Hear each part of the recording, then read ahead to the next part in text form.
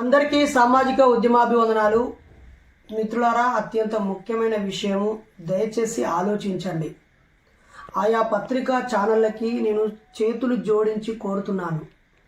మీరు వార్తల్ని వాస్తవాలుగా చూపించే వ్యక్తులుగా ఉండండి తప్ప మతానికో కులానికో వ్యక్తిగత గర్జుకో బానిసలుగా మారి ప్రజలను పక్కదారి పట్టించవద్దని వేడుకుంటున్నాను.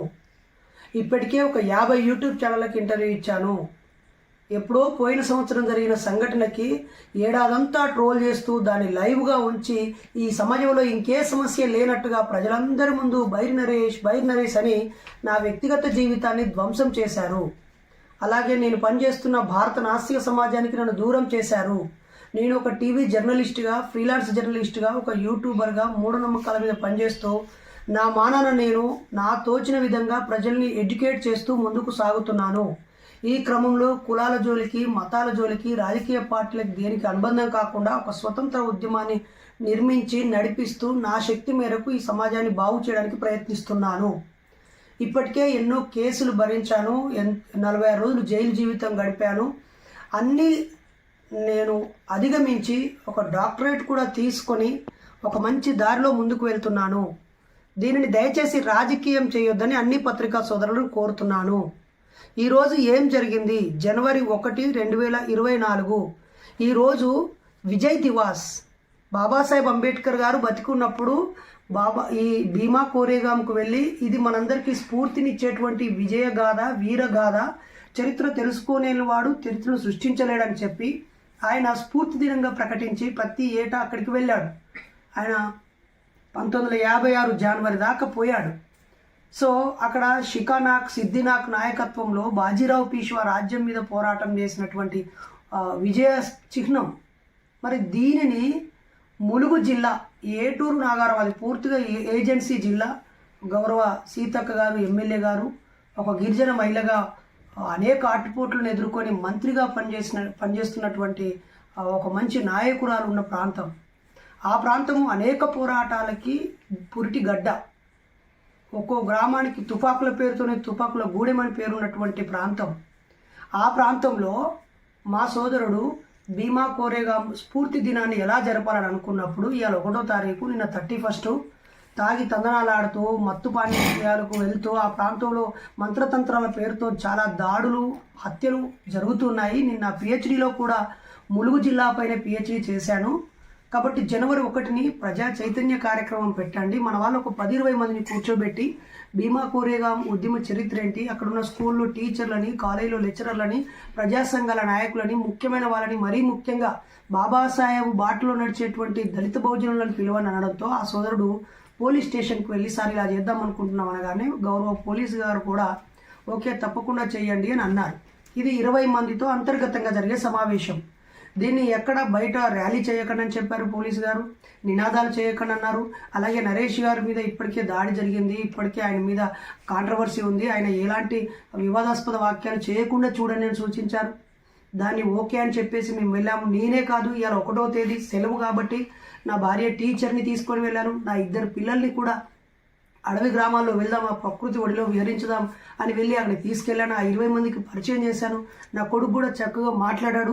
అక్కడికి వచ్చినటువంటి 10-15 మంది పరిచయం చేసుకొని నిజంగానే మత్తు పదార్థాలకి, అలాగే మద్యానికి ప్రజలు ఏ విధంగా యువత ఎలా నష్టపోతున్నారో వివరించారు. మూఢనమ్మకాల వల్ల ఎలాంటి సంఘటనలు జరుగుతున్నాయో వివరించాము.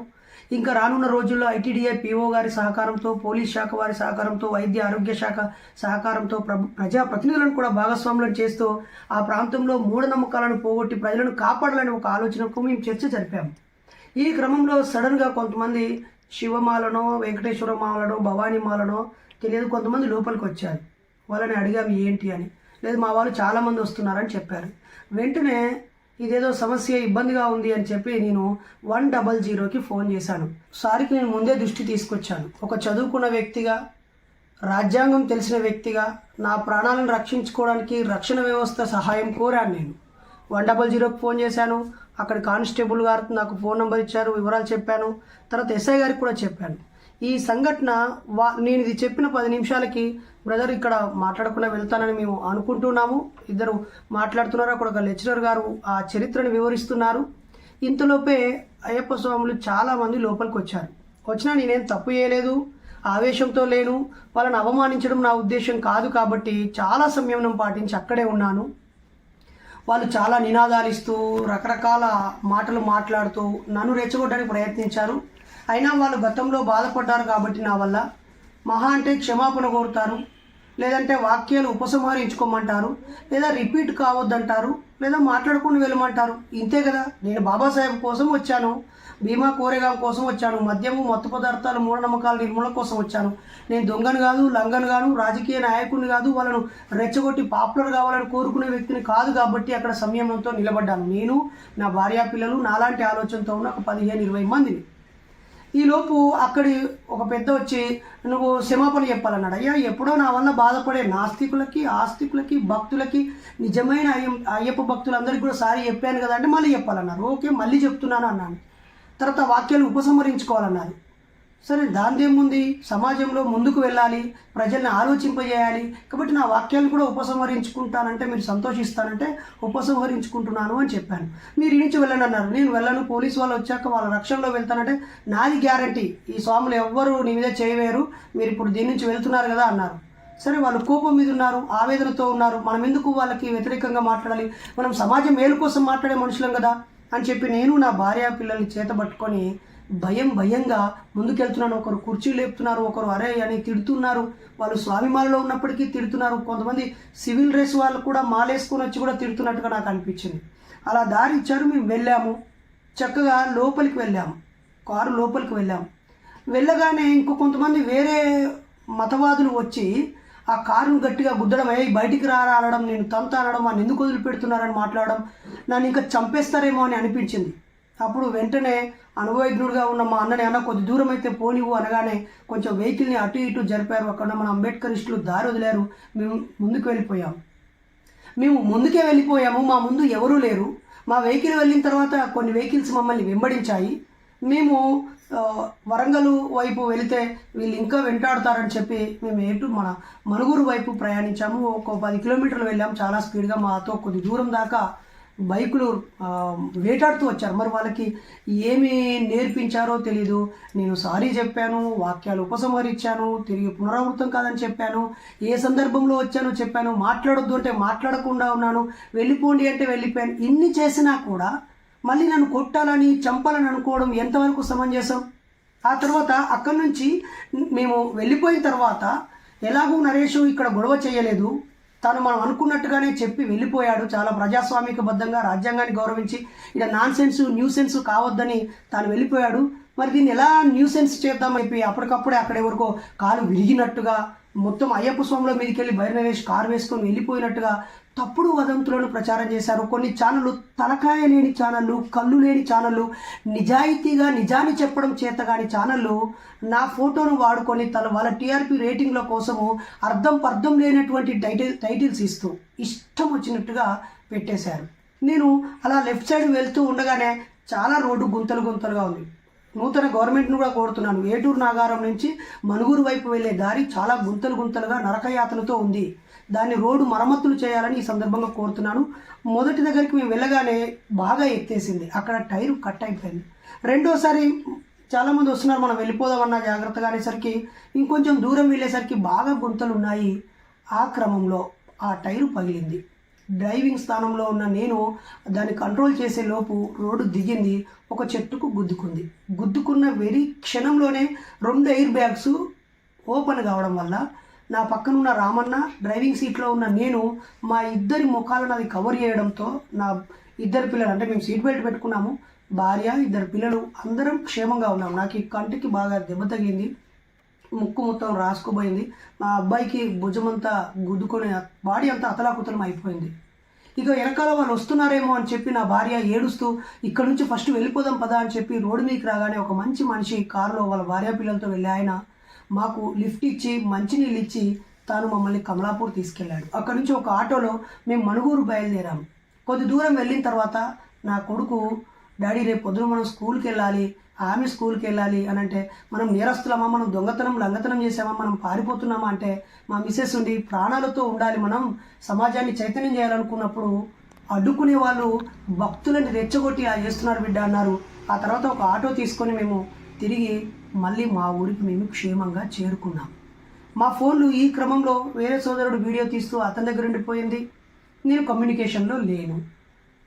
భయంగా ప్రాణ భయంతో ఎక్కడ ఎవరు దాడి చేస్తారో ఎవరు చంపేస్తారో అనే భయంతో ప్రాణాలు గుప్పిట పట్టుకొని మా స్థానిక సిఐ సంజీవ్ గారికి సంప్రదించాము. ఆయన చాలా జాగ్రత్తగా నాకున్న రాజ్యాంగబద్ధమైన హక్కును పరిరక్షించడం కోసం 2 కానిస్టేబుళ్లను విత్ వెపన్ మా ఇంటి దగ్గర కాపలా ఉంచారు. అలా నేను 4-5 గంటలు ప్రయాణం చేసి క్షేమంగా ఇంటికి చేరుకున్నాను. చేరుకునేసరికి టీవీల్లో, వాట్సాప్ల్లో, వేటు ఎస్ఎంఎస్లో ఇష్టం వచ్చినట్టుగా అయ్యప్ప స్వామిలో మీదికెళ్ళి దాడి చేసినట్టుగా అయ్యప్ప స్వామి బైరి నరేష్ను అరెస్ట్ నేను నేరం చేశానని అరెస్ట్ చేస్తారు. ఇప్పటికే స్టేషన్లో బెయిల్ ఇచ్చేటువంటి కేసుకి నన్ను 46 రోజులు జైల్లో ఉంచారు. నేను మాట్లాడిన మాటలు తప్ప నాకు భావ ప్రకటన స్వేచ్ఛ లేదా? ఈ సమాజంలో తిరిగే స్వేచ్ఛ లేదా? మాట్లాడే స్వేచ్ఛ లేదా? అలా నేను ఎవరైనా అవమానిస్తున్నానా, కించపరుస్తున్నానా? సమాజం మేలు చేయడం కూడా నేరమేనా? మాట్లాడడం కూడా తప్పేనా? మాట్లాడకూడదా? దయచేసి ప్రజాస్వామికవాదులారా, బుద్ధిజీవులారా, మంచి మనుషులారా ఆలోచించండి. అలాగే ప్రస్తుతం ఉన్నటువంటి కాంగ్రెస్ ప్రభుత్వాన్ని, గౌరవ ముఖ్యమంత్రి రేవంత్ రెడ్డి గారిని, ఆ స్థానిక మంత్రిగా ఉన్నటువంటి గౌరవనీయులు సీతక్క గారిని అందరినీ కోరుతున్నాను. ఈ విషయం మీద మీరు సమగ్రమైన ఎంక్వైరీ చేయండి. నేను వెళ్ళిపోయిన తర్వాత నా క్యారెక్టర్ను బ్యాడ్ చేస్తూ స్వాములను గుద్దినట్టుగా స్వాములు నా దగ్గరకు వచ్చారు, సారీ చెప్పమన్నారు, చెప్పాను. అయ్యా మీరు మాట్లాడితే మా వాళ్ళు ఉద్రేకానికి గురవుతారు, వెళ్ళండి అంటే వాళ్ళ మాట గౌరవించి వెళ్ళిపోయాను. దీనిని ఎందుకు రాజకీయం చేస్తున్నారు? ఈ మతము రాజకీయాల్లో చేరి ప్రజలను వాళ్ళ వ్యక్తిగత స్వార్థ ప్రయోజనాలకు వాడుకుంటున్నాయి. అలాగే కొన్ని టీవీ ఛానళ్ళు కూడా కావలసుకొని సంచలనాలు రేపడం కోసం దుర్మార్గాల్ని ప్రచారం చేస్తున్నాయి. కాబట్టి ప్రజాప్రతినిధులు, పోలీస్ అధికారులు దీని మీద స్పందించాలని, అక్కడున్న అంబేద్కరిస్టులు, కమ్యూనిస్టులు, అలాగే మా సంఘ సభ్యులు, ప్రజాస్వామికవాదులు, ప్రజా సంఘాల వారందరూ కూడా ఆలోచించండి. ఈరోజు నన్ను మాట్లాడొద్దన్నారు, రేపు మిమ్మల్ని మాట్లాడొద్దంటారు. 100 మంది ఒక చోట ప్రార్థన చేసుకోవచ్చు, 100 మంది ఒక చోట నమాజ్ చేసుకోవచ్చు, 100 మంది ఒక చోట అయ్యప్ప స్వామికి భజన చేసుకోవచ్చు. ఒక గుప్పెడు 20 మంది పీడిత జాతుల వాళ్ళు బాబాసాహెబ్ ఇచ్చిన స్ఫూర్తితో ఒక సమావేశం పెట్టుకోకూడదా? ఆలోచించండి. అలాగే దీనిపైన కొంతమంది పెద్దవాళ్ళ సలహాలు, సూచనలు తీసుకొని ఎలాంటి నిరసన కార్యక్రమాలు చేయాలి, మన స్వేచ్ఛ కోసం, మన భావ ప్రకటన స్వేచ్ఛ కోసం, మనం సమాజాన్ని చైతన్యం చేయడం కోసం ఏం చేయాలి, ఎలా చేయాలో అన్ని జిల్లా కమిటీలకు ఇస్తాను. ఎయిర్ బ్యాగ్స్ ఇన్ టైంలో ఓపెన్ అవ్వడము, నేను సీట్ బెల్ట్ పెట్టుకొని ఉండటం వల్ల ఈరోజు ప్రాణాలతో బయటపడ్డాను. కాకపోతే ఈ మానవ మృగాలతో వచ్చిన బాధ, అయ్యప్ప స్వాములతో వచ్చిన బాధ కూడా కాదు. వాళ్ళు వచ్చారు, స్వామి శరణం అన్నారు, రిక్వెస్ట్ చేశారు, నేను యాక్సెప్ట్ చేశాను, ఇదంతా ముగిసింది. కాబట్టి దీనిపైన రాజకీయం చేయొద్దని, దీన్ని పక్కదారి పట్టించొద్దని, దీన్ని తప్పుగా ప్రచారం చేయొద్దని ఈ సందర్భంగా కోరుతూ ఈ వీడియోని మీరు ప్రతి ఒక్కరు చూడండి. నేను అక్కడ జరిగిన పూర్తి వీడియోని వితౌట్ ఎడిటింగు లైవ్ డిస్కషన్ కూడా Bairi Naresh YouTube channel already ముందే పెట్టాను. దాన్ని కూడా పరిశీలించండి. ఇప్పుడు నేను చెప్పిన ఈ మాటల్ని కూడా పరిశీలించండి. ఏది నిజమో మీరే గ్రహించండి.